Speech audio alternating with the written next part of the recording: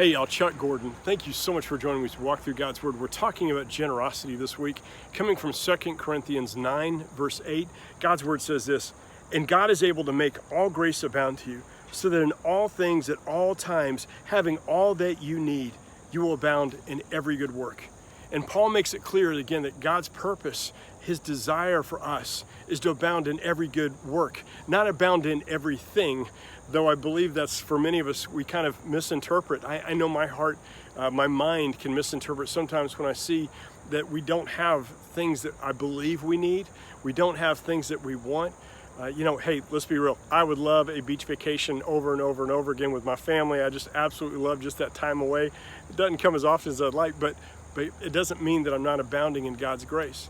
God's desire for you and I is not to have all the stuff, but it's to have his grace that we can do the work he's called us to do this side of eternity. For many of us, this morning as I was driving in, the name Miyagi came to mind for whatever reason, random reason. That's my ADD mind. And so I started thinking about Karate Kid, and immediately just tied in with this verse, just thinking of, this scene, not giving it away. If you haven't seen Karate Kid, sorry, spoiler alert. Anyway, as he's doing sand the floor, wax on, wax off, paint the wall, etc. And ultimately, Mr. Miyagi ties it all together for Daniel-san, that this is again the practice of karate.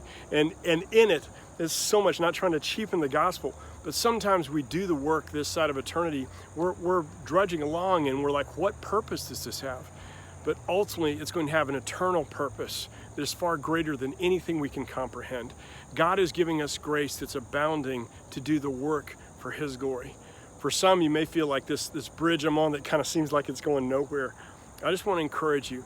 You've got a purpose. God's trying to build in you character and strengthen you, because he desires to spend you for his fame in amazing ways. Hold on, keep waxing on, waxing off, and know that God's going to spend you for his glory in awesome ways and give you joy in that purpose. Love you guys. So honored you spend time with me. As always, let's have an amazing day and let's live reckless for the one who loves us most, Jesus. Bye, guys.